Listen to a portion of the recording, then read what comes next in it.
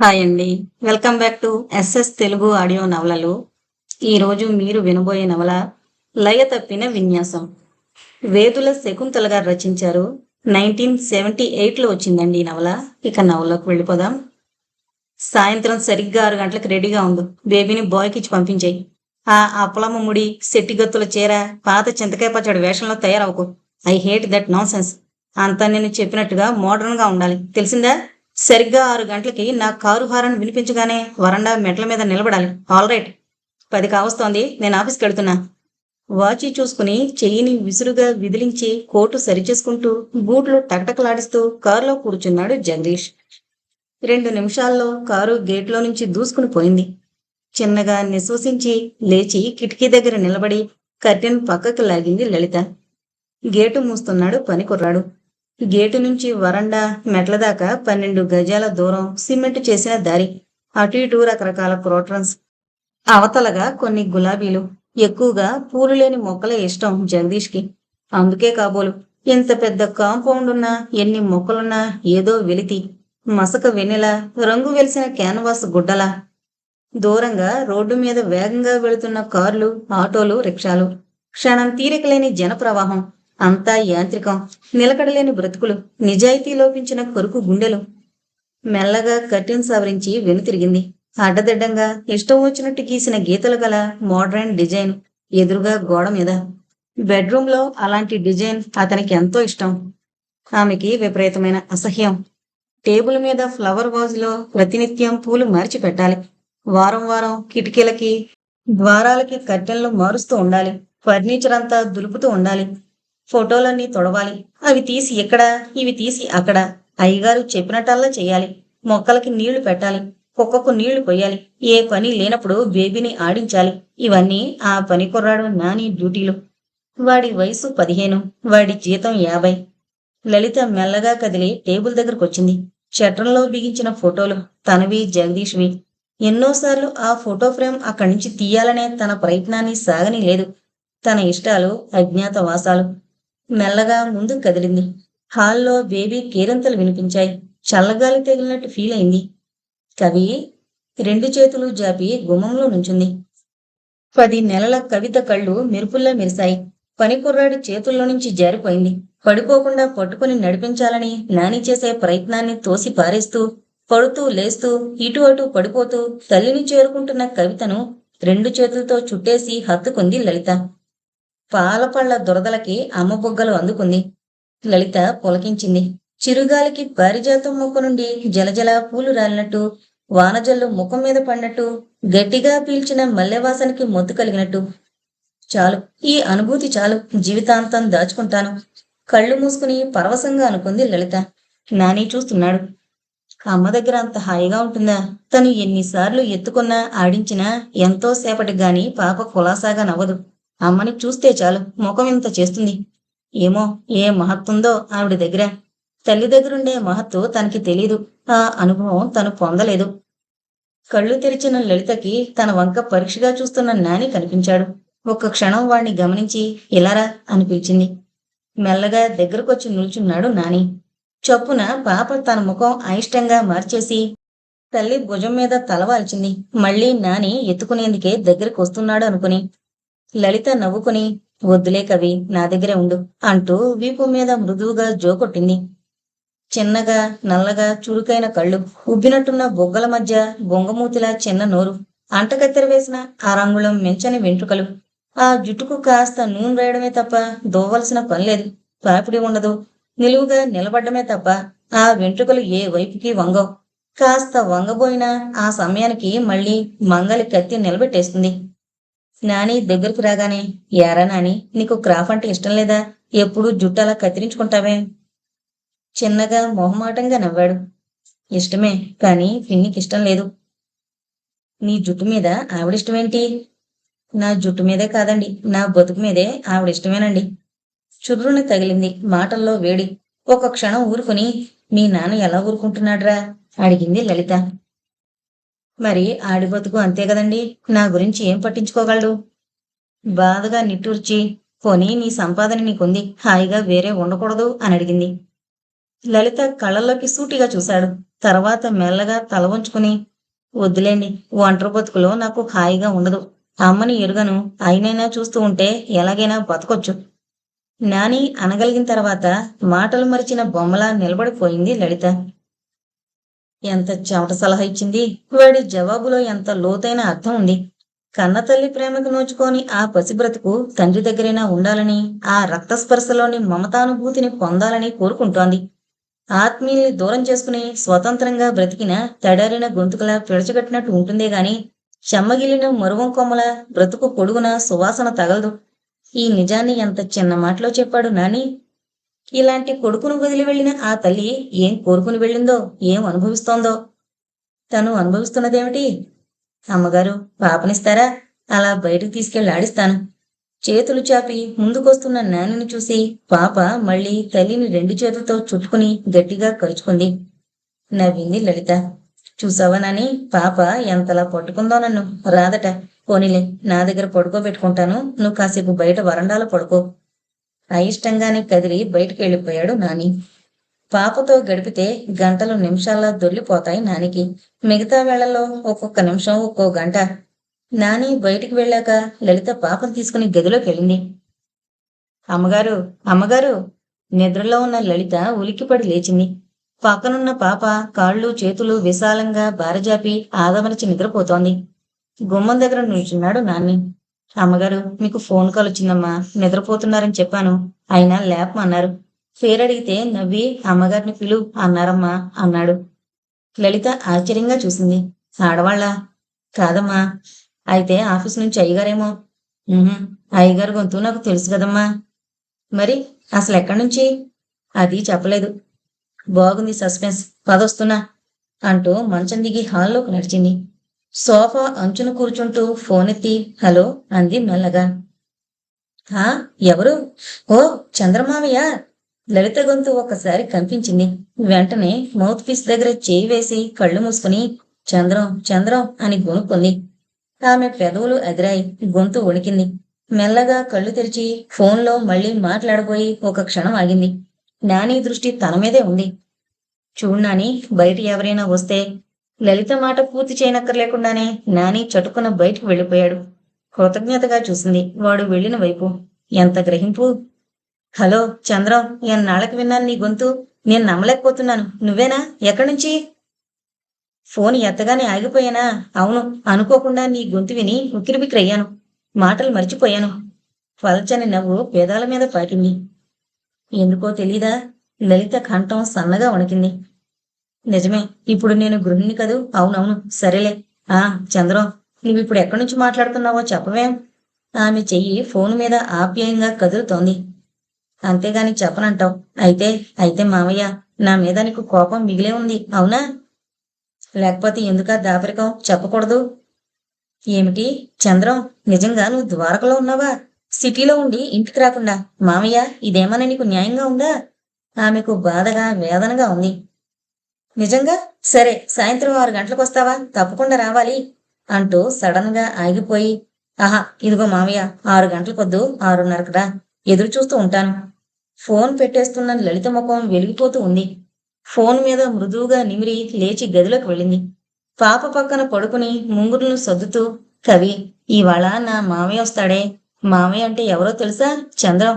అంటే ఎలా చెప్పను అనుకుంటూ సన్నగా కారిపోతున్న కన్నీటితో తప్పు చేస్తున్నట్టు ఫీలై, వద్దమ్మ కవి, నీతో చెప్పుకోవాల్సింది కాదు, నాలో నేనే చెప్పుకుంటూ ఆ పైన పెదవులు బిగబట్టి తలగల్లో ముఖం దాచుకుంది లలిత.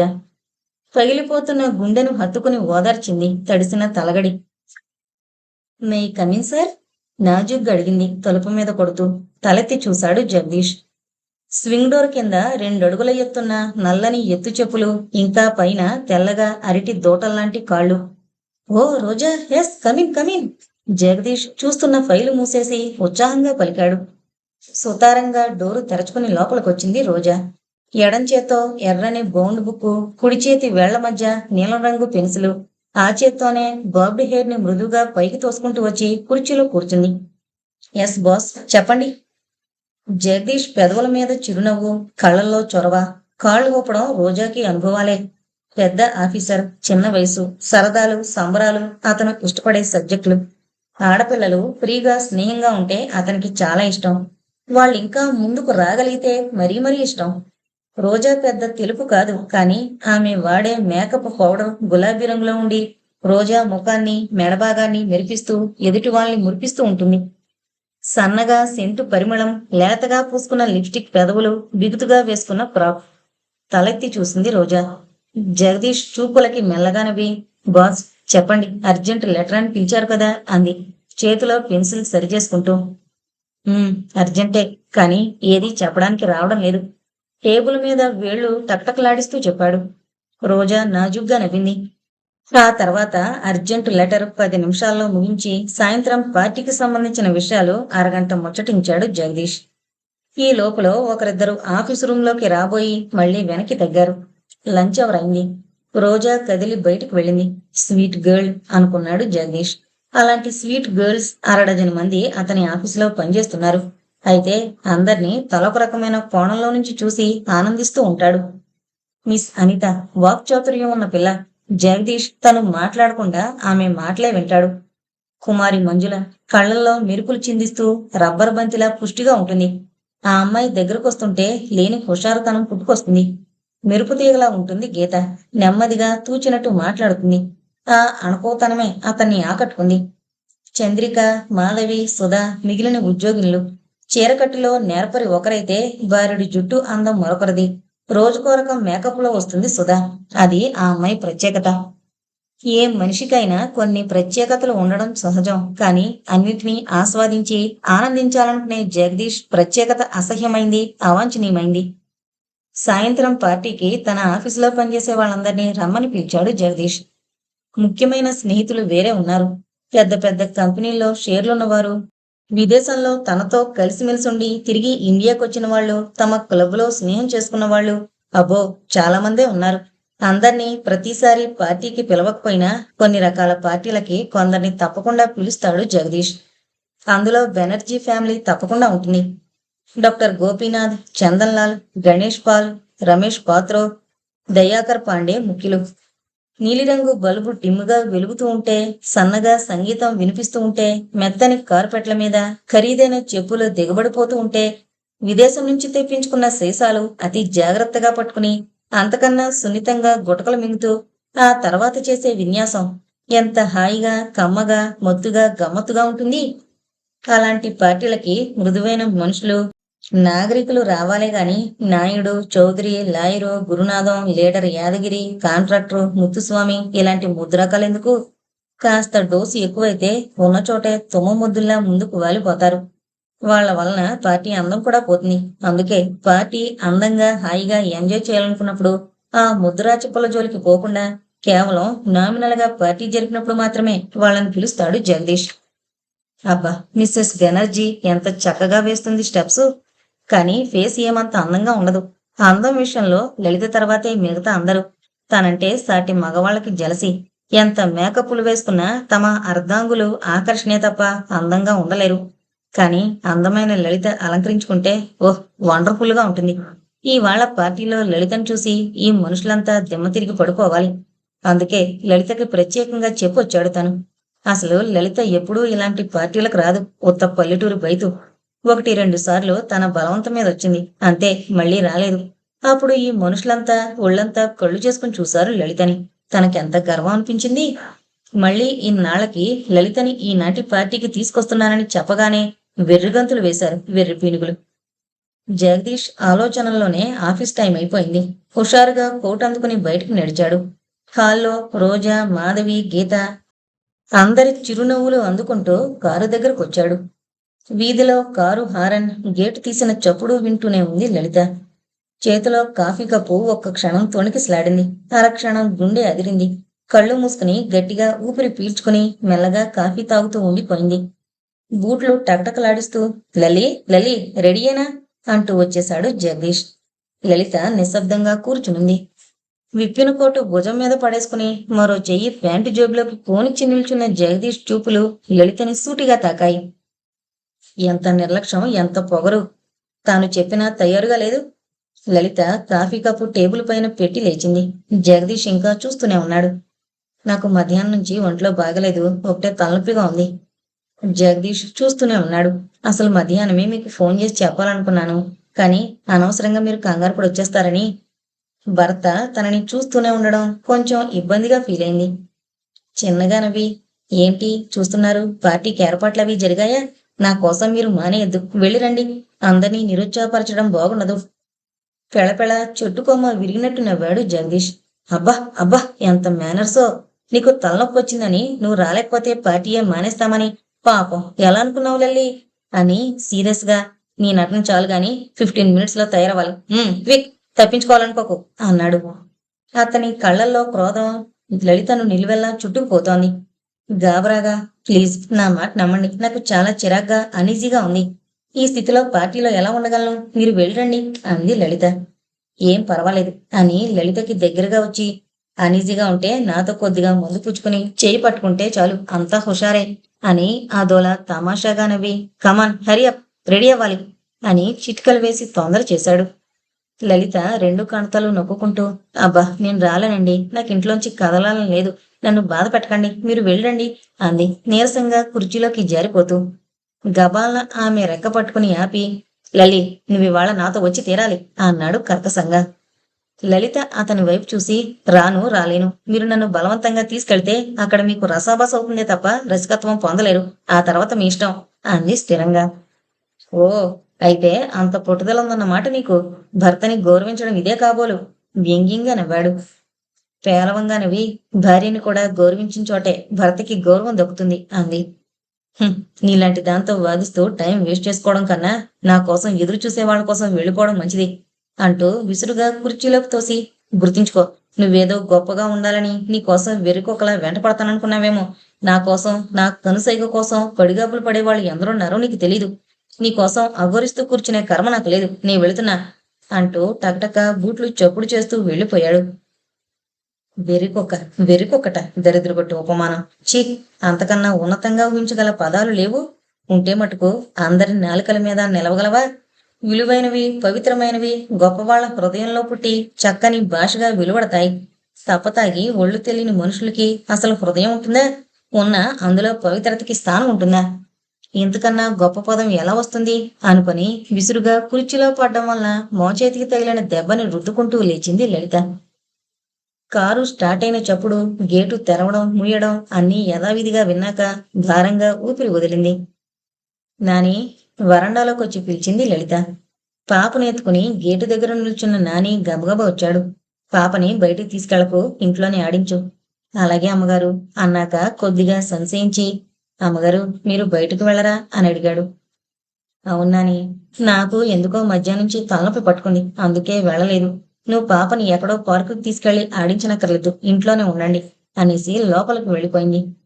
నాని అమ్మగారు వెళ్ళిన వైపే చూస్తూ, మధ్యాహ్నం నుంచి తలనొప్పి అంటుందేమిటి? అసలు మధ్యాహ్నం నుంచి ఏంటో పరధ్యాసగా, ఎందుకో కొంచెం సంతోషంగా ఉంది. మరి ఇదేంటి? ఏంటో నాకెందుకు అనుకుని పాపని మొక్కల వైపుకు తీసుకెళ్లాడు. పొద్దు వాలిపోతోంది. సాయంకాలం 6:30 అయింది. లలిత కళ్ళన్నీ గేటు వైపే ఉన్నాయి. గుండెల్లో సన్నని అలజడి, శరీరం సన్నగా వణుకుతోంది. ఏవో ఏవో పాత జ్ఞాపకాలు, మసకబారిన స్మృతులు. మనసు అదుపు తప్పకుండా నిబ్బరం కోసం ప్రయత్నిస్తూ ఏదో పుస్తకం చదువుతూ కూర్చుంది. గేటు చొప్పుడైంది. నాని వెళ్లి మాట్లాడుతున్నాడు. చూస్తోంది లలిత. చంద్రం తెల్లని ప్యాంటు, టక్ చేసిన తెల్లని షర్టు, చామన ఛాయ రంగులో మునిపటి కన్నా కొద్దిగా చిక్కినట్టు కనిపిస్తున్నాడు. నానితో కలిసి వరండా మెట్లకి హాల్లోకి వచ్చాడు. అమ్మగారు, ఎవరో చంద్రంగారట వచ్చారమ్మా చెప్తున్నాడు నాని. లలితకు గాని చంద్రానికి గాని నాని మాటలు వినిపిస్తున్నట్టు లేవు. ఒకరినొకరు నిశితంగా చూసుకుంటున్నారు. పాప తల్లివైపు చేతులు జాపుతూ ఉంటే నాని సరిగ్గా ఎత్తుకుంటూ బయటికి వెళ్ళిపోయాడు. లలిత, బాగున్నావా చిన్నగా నవ్వుతూ అడిగాడు చంద్రం. సమాధానంగా నవ్వి, కూర్చోమావయ్య, ఎన్నాళ్ళ కనిపించావు? ఈ ఊరికొచ్చి కూడా ఇక్కడికి రాకుండా ఎక్కడో హోటల్లో దిగుతావా అంది. చంద్రం సోఫాలో కూర్చున్నాడు. ఎదురుగా సోఫాలో లలిత కూర్చుంది. నేను పని మీద వచ్చాను లలిత, మీ అమ్మా నాన్న ఇక్కడ దిగమని చెప్పారనుకో, కానీ నువ్వు దిగలేదు. నీకు మా ఇంట్లో దిగడం ఇష్టం లేదు కనుక దిగలేదు, అవునా? లలిత నిష్ఠూరంగా అడిగింది. నవ్వేశాడు చంద్రం. నిజమే, మీ ఇంట్లో దిగడం ఇష్టం లేదు, అందుకే హోటల్లో దిగాను. మరంత ఇష్టం లేని వాడివి ఎలా వచ్చావు? నిన్ను చూడాలని. మీ ఇంట్లో దిగడం ఇష్టం లేదన్నాను, కానీ ఇంటికి రావడం ఇష్టం లేదనలేదు. ఇల్లేం పాపం చేసింది? ఊరికే చుట్టపు చూపుగా వచ్చి పోతావన్నమాట. అంటే మా ఇంటి అతిథిగా ఉండవు అని ఆగి, మావయ్య, నా మీద నీకు కోపం. లలిత, పిచ్చి కోపం ఉంటే ఎందుకు వస్తాను? అనవసరంగా పిచ్చి అనుమానాలు పెట్టుకోకు. నేను ఎప్పటికీ నీ మావయ్యనే. ఏం కాదు, నా మావయ్య అయితే ఇక్కడికి రాకుండా ఉండవు. అనవసరంగా పిచ్చి అనుమానాలేం కావు నావి. నువ్వు నాకేదో చెప్పి. అబ్బబ్బా, ఏంటి ఇంటికొస్తే తీరి కూర్చుని తగులాడుతున్నావు? నేను రావడం ఇష్టం లేదా? చెప్పు, వెళ్ళిపోతాను అంటూ నవ్వాడు. లలిత నవ్వలేదు, తలంచుకుంది.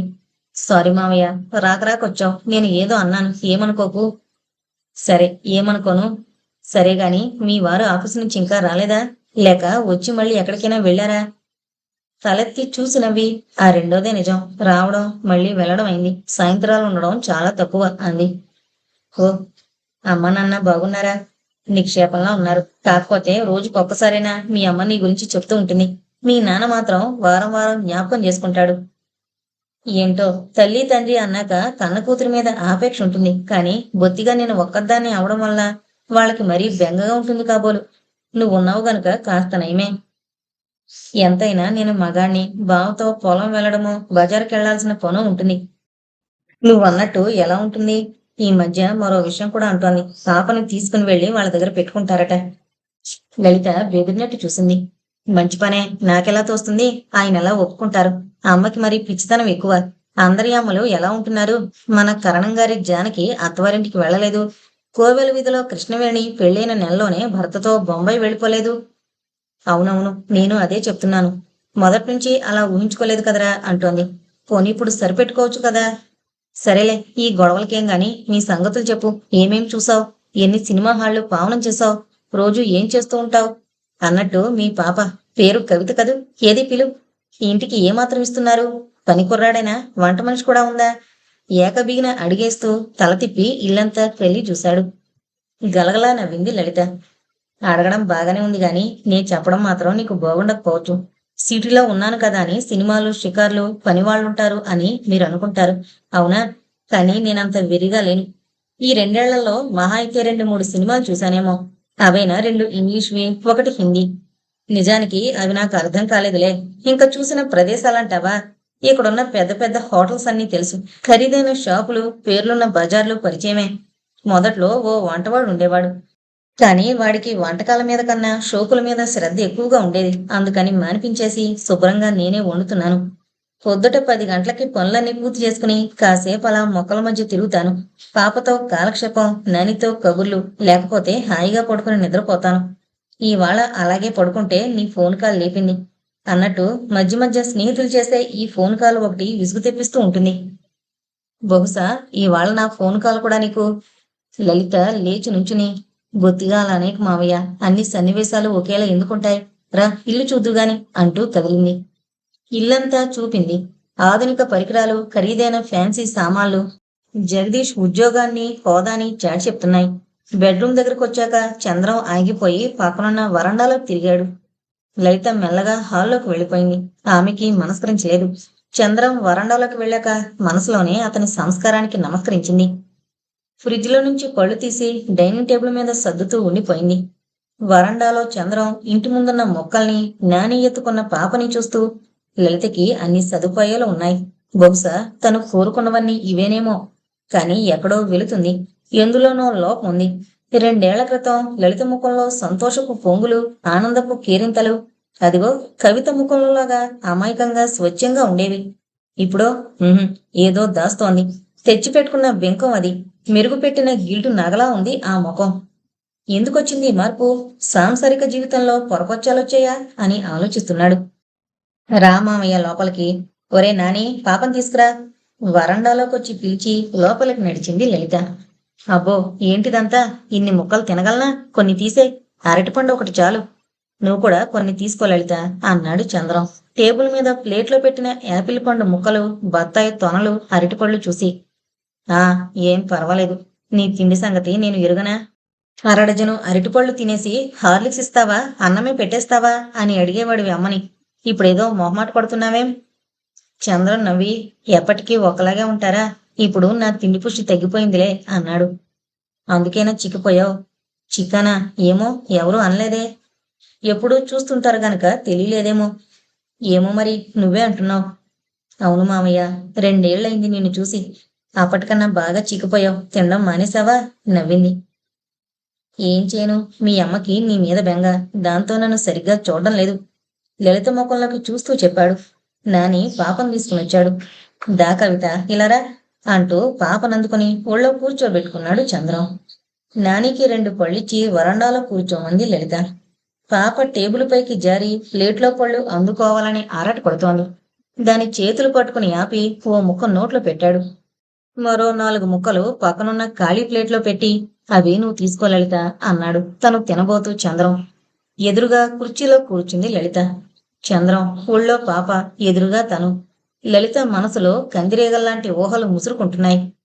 తేనెపట్టు చెట్టు నుంచి తీసి రసం పిండాక మిగిలేది పనికిమాలిన పిప్పే. మళ్ళీ ఈగలు చేరతాయా? ఎందుకు నాకీ పనికిమాలిన తలపులు అనుకుంది.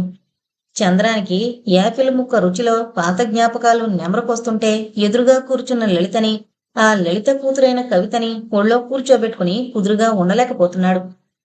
మౌనంగా ఉండడం ఇద్దరికీ కష్టంగానే ఉంది. ఏం పని మీద వచ్చావు మావయ్య ఈ ఊరు? లలిత అడిగింది ఇక నిశ్శబ్దంగా కూర్చోలేక. మీ నాన్న అగ్రికల్చర్ విషయాలేవో కనుక్కోవాలని అంటున్నాడు. ఈ ఏడు ఏవో కొత్త రకం ఎరువులు వాడాలట. సరే, నేను ఎటు పరీక్షలకు రావాలి కదా అని ఆ ఎరువుల విషయం కూడా కనుక్కుందామని వచ్చాను. పరీక్షలా? ఏ పరీక్షలు? లలిత ఆశ్చర్యపోయింది. చంద్రం పాప నోట్లో చిన్న ముక్కలు తుంచి పెడుతూ, నేను ఈ సంవత్సరం ఇంటర్మీడియట్ పరీక్షలు రాస్తున్నాను లలిత అన్నాడు. అతను తల వంచి ఉండడం చేత లలిత ముఖాన్ని చూడలేదు. ఆశ్చర్యం, ఆనందం, అనుమానం. లలిత కళ్ళు రకరకాల భావాలతో ఓ క్షణంసేపు కొట్టుకునాగాయి. నిజంగా? అవును లలిత. తలెత్తి చూశాడు. ఆ క్షణంలో లలిత ముఖంలో మెరుపు చూసి లలిత పరాయిది అన్న భావం రాగానే చిన్నగా నవ్వి ఊరుకున్నాడు. చాలా సంతోషం మావయ్య. అయితే రోజు ఇక్కడే భోంచేయాలి, హోటల్లో ఉన్నా సరే అంది. అమ్మో, ఆ శిక్ష మాత్రం వేయకు నాకు. ఏ సమయంలో ఎక్కడుంటానో, ఏ పనుల మీద తిరగాల్సి వస్తుందో. నువ్వు భోజనం ఏర్పాటు ఇక్కడ చేశావంటే నా పనులన్నీ సున్నా చుడతాయి. ఎక్కడుంటే అక్కడ అందుబాటులో ఉన్న హోటల్లో తినాల్సిందే కాని ఇంత దూరం రావడం కష్టం. అంతగైతే వెళ్లే రోజు మీ ఇంటికొస్తాలే అన్నాడు. లలిత మూతి తిప్పి, గొప్పే, ఒక్కరోజు ఉంటావా? ఆ ఒక్కరోజులో ఎన్ని వండి పెట్టగలను నీకు? పోనీ ఈ రాత్రికి ఏం వండమంటావో చెప్పు అంది. అదేంటి, ఈ రాత్రి నేను ఇక్కడ భోంచేస్తానని చెప్పానా అని నవ్వాడు. ఎందుకలా చూస్తావు? నిజంగానే నేనిప్పుడు ఉండడానికి వీలు పడదు లలిత. నాతో పాటు ఇంకో 2 స్నేహితులు కూడా వచ్చారు. వాళ్ళని వదిలేసి నేను ఒక్కడిని ఎలా ఉండగలను? అనునయంగా అనబోయాడు. కానీ లలితకి చాలా కోపం వచ్చింది. సాకులు ఎన్నైనా చెప్పి ఎలాగో తప్పించుకోవాలనుకోవడం ఎందుకు? నాకిష్టం లేదు, రాను అని ఒక్క మాట చెప్తే చాలు. విసురుగా లేచి కుర్చీ వెనక్కి తోసి వంటింట్లోకి వెళ్ళిపోయింది. కోపంతో వెళుతున్న లలితని మురిపెంగా చూసి కవితని 2 చేతులతో పైకెత్తి ముద్దు పెట్టుకున్నాడు చంద్రం. 5 నిమిషాల తర్వాత కాఫీ కప్పుతో వచ్చింది లలిత. చంద్రం అక్కడ లేడు. చుట్టూ చూసింది. హాల్లోకొచ్చింది. అక్కడ పాపనెత్తుకుని గోడకున్న ఫోటో చూస్తూ నిల్చున్నాడు చంద్రం. ఆ ఫోటో చిన్నప్పుడు లలిత వాళ్ళమ్మ నాన్న దగ్గర నుంచుని చంద్రం మామయ్యని ఒక చేతిలో పట్టుకుంది. వాళ్ళమ్మ చెయ్యి లలిత భుజం మీద, వాళ్ళ నాన్న చెయ్యి చంద్రం భుజం మీద వేసున్నాయి. ఆ చెయ్యి ఈనాడు లలిత ఎందుకు వదిలేసింది? మామయ్య, కాఫీ తీసుకో అంది దగ్గరగా వచ్చి. వెనక్కి తిరిగాడు. ఇందాకటి కోపం లేదు. లలిత కళ్ళల్లో ఇప్పుడున్నది ఆర్ద్రత. ఫోటో చూస్తున్న చంద్రం పట్ల జాలి, ప్రేమ. కాఫీ కప్పు పక్కనున్న టీపై మీద పెట్టి పాపనిటివు అంటూ చేతులు చాపింది. అమ్మవైపుకి జారుతున్న కవితని మరోమారు ముద్దు పెట్టుకుని లలితకు అందించాడు. ఆ క్షణంలో చిత్రంగా ఇద్దరి మనసులు వింత అనుభూతిలో తడిసి చిన్నగా ఉణికాయి. గబగబా పాపం తీసుకుని బయట వరండాలోకి వెళ్లి నానికి ఇచ్చింది లలిత. తడిసిన మనసుని ఓ క్షణం బయటే నిల్చుని ఆరబెట్టుకుని లోపలికొచ్చింది. చంద్రం సోఫాలో కూర్చుని వేడివేడి కాఫీని గొంతులోకి జరుచుకుంటున్నాడు. మావయ్య, ఒక్క విషయం అడగనా అంది కాఫీ పూర్తిగా తాగి కప్పు పెట్టేస్తున్నప్పుడు. అడుగు అన్నాడు చంద్రం. నువ్విప్పుడు ఇంత కష్టపడి ఇంటర్మీడియట్ పరీక్షలు ఎందుకు రాస్తున్నట్టు? ఇంతకు ముందు ఎప్పుడు చదవమన్నా నన్ను సుఖంగా బతకనీరా అనేవాడివి కదా. ఇప్పుడింత అకస్మాత్తుగా ఈ బుద్ధి ఎలా పుట్టింది? నవ్వి, ఈ బుద్ధి ఆనాడే పుట్టుంటే బాగుండేది. చావు తెలివిలా ఇప్పుడు కలిగింది. సరే అని మొదలు పెట్టాను. వద్దు అంటావా చెప్పు. ఇప్పుడే వెళ్ళి ట్రైన్ ఎక్కేసి ఇంటికి వెళ్ళిపోతాను అన్నాడు. నేను చదవమన్నా చదవని వాడివి ఈనాడు మానేయమంటే మానేస్తావా? నిజమే లలిత. కొన్ని పనులు జరగవలసినప్పుడే జరుగుతాయి కానీ అనుకున్నప్పుడు సాగవు. ఇప్పుడు నిజంగా నువ్వు నన్ను పరీక్షలు రాయవద్దన్నా మాన్ను అన్నాడు చిన్నగా నిట్టూర్చి. ఆ కంఠంలో స్థిరత్వం ఉంది. ఎందుకని అంత పట్టుదలొచ్చింది? ఎవరితోనైనా పందెం వేశావా? అని నవ్వింది. అవును, నా జీవితంతో నేనే పందెం వేసుకున్నాను. డిగ్రీలు సర్టిఫికెట్లు సంపాదించగలిగితేనే ఈ చంద్రం ఎదుట నిలబడతాను. లేకపోతే మావయ్య, ఏంటి మావయ్య, నువ్వేదో అనేస్తున్నావు. వద్దు, నువ్వేం చెప్పకు. ఏదో చదవాలని కోరిక పుట్టింది, చదువుతున్నావు అంతే. ఇంకా ఆ విషయం వదిలే. హాయిగా కబుర్లు చెప్పు, మన ఊరి విశేషాలు చెప్పు. ఎన్నాళ్ళయిందో మనం అలాంటి సంగతులు మాట్లాడుకుని. కాస్త ముందు కొంగి ఆసక్తిగా అడుగుతున్న లలితను ఆపేక్షగా చూసి నిజమే లలిత అన్నాడు. ఆ తర్వాత వాళ్ళిద్దరూ వానజల్లుల్లో తడిసిన చిన్నపిల్లల్లా కులాసాగా సరదాగా చిన్ననాటి నుండి 2 ఏళ్ల క్రితం వరకు జరిగిన సంగతులు సంఘటనలు అన్నీ కింద మీద కలబోసుకుంటూ కూర్చున్నారు. పాపకు నిద్రొస్తున్నట్టుందని నాని తీసుకొచ్చాడు. అప్పటికి గడియారం 8 గంటలు చూపింది. చంద్రం లేచి నిల్చున్నాడు. నేనింకా వెళతాను లలిత, మీ వారింకా రాలేదు. సరే, మళ్ళీ వచ్చినప్పుడు చూస్తాను. పరీక్షలన్నీ అయ్యాక నేనొచ్చే ముందు ఫోన్ చేసి వస్తాలే. వెళ్ళిరానా? లలిత కళ్ళలోకి చూశాడు. చిన్నగా నవ్వింది. పాప భుజం మీద జో కొడుతూ వెళ్ళిరా, కానీ ఇలా భోజనం చేయకుండా వెళ్ళడం మాత్రం బాగుండలేదు అంది. మళ్ళీ వచ్చి తింటాలే అన్నట్టు ఆ రోజు ఆవడలు గోంగూర పచ్చడి మాత్రం తప్పకుండా చెయ్యి అని చెప్పి నవ్వి వస్తా అంటూ గబగబా హాలు దాటి బయటికి వెళ్ళిపోయాడు. నాని గేటు వరకు వెళ్లి సాగనంపి మళ్ళీ గేటు మూసొచ్చాడు. అంతవరకు ఉన్న ఉత్సాహం ఒక్కసారి ఆవిరైపోయి శూన్యంగా మిగిలింది లలిత. పాపని మంచం మీద పడుకోబెట్టి హాల్లోకొచ్చింది. ఒరే నాని, నీకు మధ్యాహ్నం అన్నం ఉండిపోయింది, అది పెడతాను, తినేసి ఇంటికెళ్ళిపో. నాకు చాలా తలనొప్పిగా ఉంది, పడుకోవాలి అంది. నాని తల ఊపాడు. ఇంతవరకు ఆ చంద్రంబాబుతో ఎంతో బాగా మాట్లాడిందే, మరి తలనొప్పప్పుడు లేదా అనుకున్నాడు. అన్నం తినేసి వాడు వెళ్ళిపోయాడు.